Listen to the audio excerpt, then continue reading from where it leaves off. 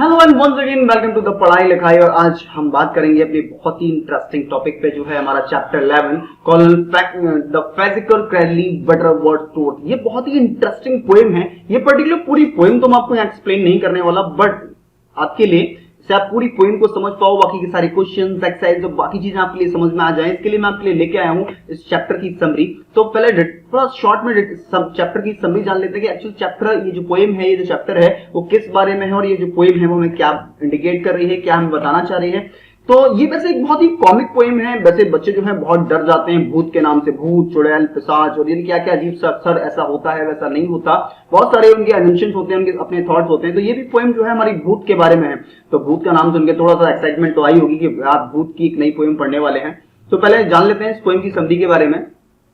जो colonel Fazackerley Butterworth टोट is entertaining piece of poetry है। सबसे ज्यादा एंटरटेनिंग पीस ऑफ पोइट्री मानी जाती है इसको। अगर आपके उसमें देखा जाए, कंपोज बाय द चार्ल्स कॉजली, इनको इसको जो है कंपोज किया है। कंपोज का मतलब है इसको रिटेन किया गया है, इसको लिखा गया है जब चार्ल्स कॉजली के द्वारा। Which depicts the disappointment of a phantom, ये जो है डेस्पिक्ट करती है, एक इमेजिन करती है, मतलब एक हमें इमेज क्रिएट करके देती है एक फैंटम के डिसअपॉइंटमेंट के बारे में। फैंटम जैसे हमें अपनी लास्ट पोएम में पढ़ा था, फैंटम मतलब जो गोस्ट होता है। To terrify colonel physically to in his place that he had recently purchase. हुआ क्या है, जो मिस्टर कॉर्नल फिजिकली है उन्होंने एक रिसेंटली एक बंगलो खरीदा है, एक जगह खरीदी है जो कि बहुत ज्यादा जो है एक बोल सकते हो बहुत टेरिफाइड जगह है, बहुत ज्यादा हिंदी में अगर बोला जाए बहुत ज्यादा भूतिया जगह, एक भूत वहां रहता है। तो जो फैंटम जो वहां रहता है, मिस्टर जो कॉर्नल फिजिकली है उनको डराने की कोशिश करता है, लेकिन बहुत ज्यादा डिसअपॉइंटमेंट हो जाता है, बहुत ज्यादा डिसअपॉइंटेड हो जाता है। क्या ऐसा क्यों होता है? As the colonel is going to eat, जैसे ही कॉर्नल खाने बैठते हैं, the phantom shows up from the chimney, तो चिमनी से दिखाई देता है। Stack and attempt to stall him, और उनको जो है डराने की कोशिश कर रहा होता है। He is entertained to see the phantom that calls him my dear individual। जो है मिस्टर कॉर्नल जो है उसको देखते हैं फैंटम को और बोलते हैं my dear individual, अरे आप हो? अच्छा, मैं तो सोच रहा था कि मैं इस घर में अकेला रहने वाला हूँ, आप कौन हो? मतलब बात कर रहे हो, बात से बात करने की कोशिश करते हैं, एक्साइटेड हो जाते हैं कि यार हमें कोई नई जगह पे कोई नया बंदा मिल जाता है। एक्चुअली वो अंदर से डरे हुए हैं, लेकिन अपने डर को आपको दिखाने की कोशिश नहीं कर रहे होते हैं। He thinks the phantom is going to be extravagant dress show। एक वो कहते हैं कि जो आपका जो फैंटम है, जो भूत है, वो बहुत ज्यादा एक्स्ट्रावेजेंट ड्रेस शो करना चाहता है, मतलब बहुत ज्यादा खर्चीला है अपनी ड्रेसअप पे, अपनी मतलब इस टाइप की जो होलिया उसने बनाया हुआ है, वो पूरा उसने कितना ज्यादा गेटअप पे, मेकअप पे कितना ज्यादा खर्च किया होगा। At the point when he phantom in his restlessness attempts to move about all through the rooms, सारी मतलब वो क्या करता है फैंटम, अपने जो रिसेंटमेंट कर रहा होता है, अपने अटेम्प्ट कर रहा होता है, बार बार ट्राई करता है टू मूव करने की अबाउट थ्रू द रूम्स, जो रूम में सारी चीजें होती हैं। He offered to the beverage and needed to know how he did everything। वो उनको उस पर्टिकुलर चीज को बहुत बड़ा चढ़ा के बोलता है, बताता है कि उसने ये सब कैसे किया।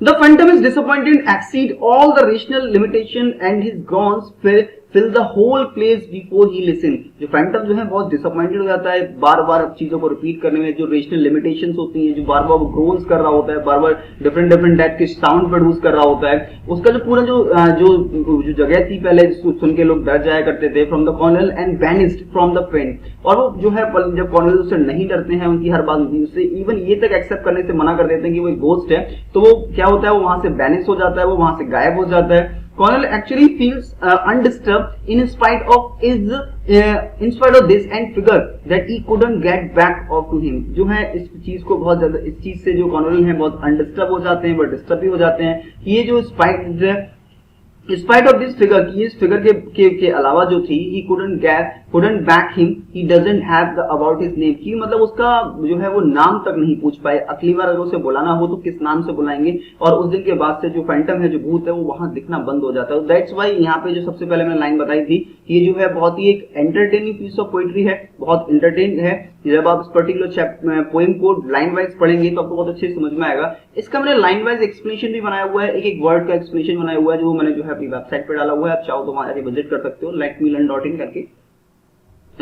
ये आपको बहुत जल्दी मिल भी जाएगा वहां पर।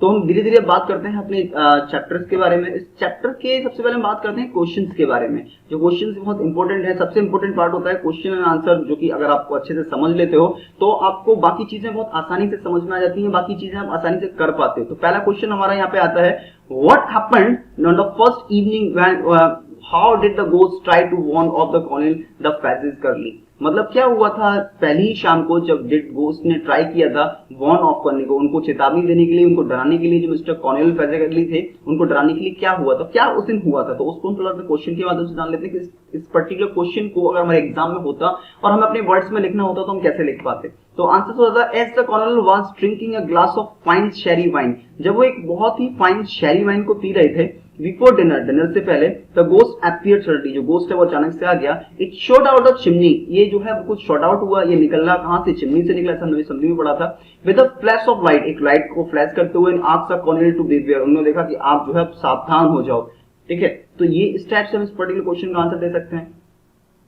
हमारा सेकंड क्वेश्चन आता है that is how did the Cornell show that he was not scared of the ghost, कि उन्होंने कैसे जो है ये दिखाया कि एक्चुअली वो भूतों से नहीं डरते हैं, या उस पर्टिकुलर जो फैंटम का जो भूत था उससे वो नहीं डरे हैं। तो he put down his glass and asked the ghost whether he was going to fancy dress ball, उन्होंने अपने ग्लास को रखा, उससे किससे पूछा, मतलब उस फैंटम से पूछा क्या वो जो है फैंसी ड्रेस बॉल कंपटीशन में जा रहा है। बॉल मतलब एक पार्टी होती है, बॉल का मतलब एक पार्टी होती है, या सिनोनिम हो सकता है पार्टी, बॉल जो हम जिससे खेल रहे होते हैं वही बॉल नहीं होती है, बॉल का मतलब पार्टी भी होता है। He further added that they couldn't imagine how the ghost came out of the chimney, वो आगे ये बताते हैं कि मैं इमेजिन नहीं कर सकते थे कि कैसे जो है वो चिमनी से बाहर निकला था इस तरह से। He invited him to sit down and have a drink and tell the Cornell's trick, और जो है वो उसको इनवाइट करते हैं कि वो बैठ जाए और उनके साथ में ड्रिंक ले। ये जो है कॉर्नेल की एक ट्रिक होती है केवल कि उसे ये शो कर सके कि जो उससे डरे नहीं। अगर वो कहते हैं अगर वो डर गए हैं तो उसको और डराने की कोशिश करते, और हो सकता था उन्हें वो जो घर उन्होंने इतने पैसे खर्च करके खरीदा था उन्हें खाली कर जाना पड़ता। ऐसे ही हमारा थर्ड क्वेश्चन आता है how did the ghost initially react to the colonel's indifference, कैसे जो है उन्होंने इस पर्टिकुलर चीज को कैसे रिएक्ट किया था ये सब बातें सुनकर, क्योंकि आज से पहले तो कभी ऐसा हुआ नहीं था। तो सिंपल आंसर हमारा है बस एक लाइन में, the ghost give a withering cry, मतलब एक तरह से मतलब के रो पड़ा कि यार भाई मैं भूत हूं, मुझसे दुनिया डर रही होती है, सब लोग यहाँ से भाग जाते हैं और तुम मुझसे कह रहे हो आओ बैठो ड्रिंक करो। तो इसका हम सिंपल लाइन में आंसर दे सकते हैं। क्वेश्चन नंबर 4 हो सकता है हमारा how did the ghost try to scare the colonel, कैसे उन्होंने जो गोस्ट ने ट्राई किया था स्केयर करने का, इसके मतलब होता है डराने का, जो कॉर्नेल थे उनको डराने का कैसे उन्होंने ट्राई किया था। The ghost give a roar and the floated in the middle of the room, ghost ने क्या किया एक रोर था, मतलब बहुत तेज से वो चीखा दहाड़ा, फ्लोटेड हुआ मतलब एक तरह से तैरने लगा उड़ने लगा, मिडिल ऑफ द रूम कमरे के बीचों बीच। He walk through a wall, वह वॉक हो गया थ्रू अ वॉल मतलब वॉल के आर पार वो चला गया, and came back to through the pane, और एक पेन के से बाहर आया, and back up the chimney and came down again, और चिमनी से बाहर चला गया और दोबारा से फिर वापस आया। तो इस तरह से उसने उनको डराने की कोशिश की। नेक्स्ट क्वेश्चन नंबर हमारा 5th आता है what did the Cornell say that left the ghost speechless, ऐसा कॉर्नेल ने क्या कहा जिससे जो गोस्ट था वो स्पीचलेस हो गया, मतलब उसके पास कहने के लिए शब्द ही नहीं बचे, ऐसा क्या कहा होगा उन्होंने कहा द कॉर्नेल लाफ, कॉर्नेल पहले तो हंसे, and told him he was feeling weak with laughter, कि वो हंसते हंसते अपने आप को बहुत ज्यादा वीक महसूस कर रहे हैं। He invited him to his house warming party, उन्होंने अपनी हाउस वार्मिंग पार्टी, उन्होंने बोला कि मैं अपने दोस्तों को एक वार्मिंग पार्टी दूंगा और आप आना और मेरे सारे गेस्ट को एंटरटेन करना, मैं और सारे गेस्ट बहुत हंसेंगे और सब लोग मुझे बहुत अप्रिशिएट करने वाले हैं। तो ये सुन के बोले अरे मैं इसको डराने की कोशिश कर रहा हूँ, ये तो मुझे वार्मिंग पार्टी के लिए इन्वाइट कर रहा है। तो यहाँ ये इस टाइप से हम अपने क्वेश्चन नंबर 5 कर सकते हैं। नेक्स्ट हमारा 6th क्वेश्चन आता है what did the Cornell regret, जो कॉर्नेल बाद में क्यों रिग्रेट होते हैं, क्यों वो पछताते हैं, क्या हुआ था ऐसा।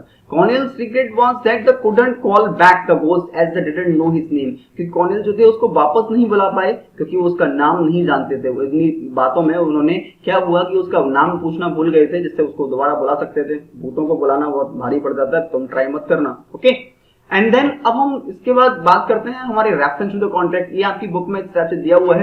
रेफरेंस टू द कॉन्ट्रैक्ट का क्या मतलब होता है कि आपको ये 4 लाइन दी हुई है और यहाँ पे 3 क्वेश्चंस आपको दिए गए हैं, जो आपकी ये फर्स्ट सेकंड थर्ड आपको क्वेश्चन दिए गए हैं। अब इनको इस पर्टिकुलर पैरा को पढ़ने के बाद आपको इनके क्वेश्चंस बताने हैं, ठीक है।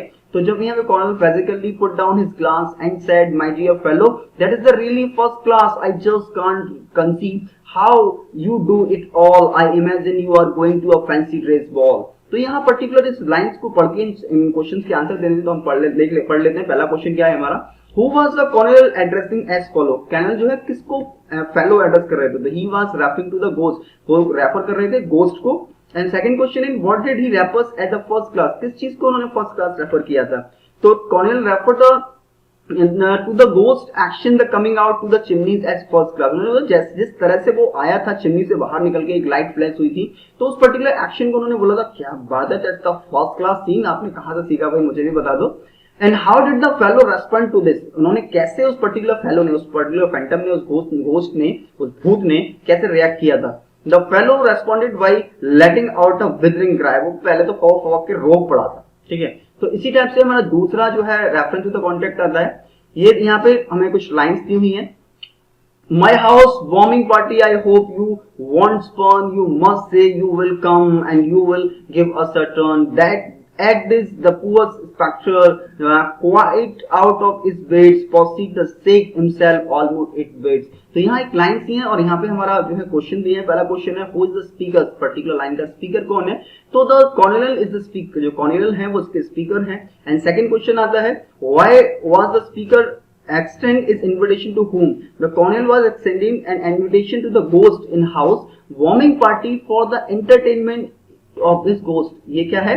कॉर्नेल वाज एक्सटेंड, जो एक्सटेंड कर रहे हैं एक इन्विटेशन को दे रहे हैं द गोस्ट के लिए और to his house warming party, अपनी वार्मिंग पार्टी के लिए, for the entertain his guest, जिससे वो अपनी गेस्ट, जिससे वो क्या करे, उनके गेस्ट को एंटरटेन कर सके। यहाँ पे वर्ड है explain, give us a turn, इसका क्या मतलब बनता है? तो ये है it mean give us a square, कि आओ और हमें डराओ। हम सबको, जब मैं आपको बॉल पार्टी में सारे दोस्तों को बुलाऊंगा, उसके बाद मैं आपको बुलाता हूं, फिर आप आना, हम सबको डराना, देखते हैं आपकी इस पर्टिकुलर ये जो आप कर रहे थे इनसे कौन कौन डर जाता है। Why the spectacle described as poor, जो स्पेक्टेटर हैं वो उनको पुअर्स क्यों बोला गया है? The spectacle described poor because the colonel had quest all his effort or had square him, क्योंकि इस पर्टिकुलर चीज को डिस्क्राइब किया गया पुअर क्योंकि जो कॉर्नेल हैड स्क्वायर्ड, कॉर्नेल ने सारे जो एफर्ट थे उसको क्वेस्ट कर दिया, मतलब उसको सबको डिस्ट्रॉय कर दिया जो उसको डराने के लिए उस भूत ने किए थे। He was indifferent in his attempt, वो बहुत ज्यादा अपने अटेम्प्ट में, सारे अटेम्प्ट में फेल हो गया to prove he was a ghost, की वो एक गोस्ट है। The colonel in fact found him amusing, उन्होंने जो पाया, कॉर्नेल ने पाया कि ये जो भूत है बहुत ज्यादा अम्यूजिंग है, बहुत ज्यादा एंटरटेनिंग है। भाई तो रोज आया कर, तो रोज मुझे हंसाया कर और रोज इस टाइप से रिएक्ट करा कर, मेरा दिन बन जाएगा। बहुत अच्छा मुझे लगा इस टाइप से। एक्चुअल में क्या था, कॉर्नेल बहुत ज्यादा खुद डर गए थे, लेकिन उन्होंने सोचा कि अगर मैं डर गया और मैं यहाँ से थोड़ा सा भी मैंने वो करा तो ये क्या होगा, भूत जो है मुझे और ज्यादा परेशान करेगा। तो इसलिए उन्होंने ये थोड़ा ट्रिक अप्लाई की थी एंड देन, और वो भूत परमानेंट चला गया। तो भूत होता कुछ नहीं है, बस केवल हमारे मन में होता है। एंड देन ये आपका पर्टिकुलर चैप्टर हो जाता है। एंड इसी के साथ now finally thanks for being here, thank you. And again I am requesting to like, share and subscribe this channel and this particular poetry को, इस चैप्टर को पूरी तरह फैला दो, जहां जितने भी आपके दोस्त हैं, जहां जहां फैला सकते हो शेयर करो। ओके, मिलते हैं अगली वीडियो में, तब तक के लिए गुड बाय, थैंक यू।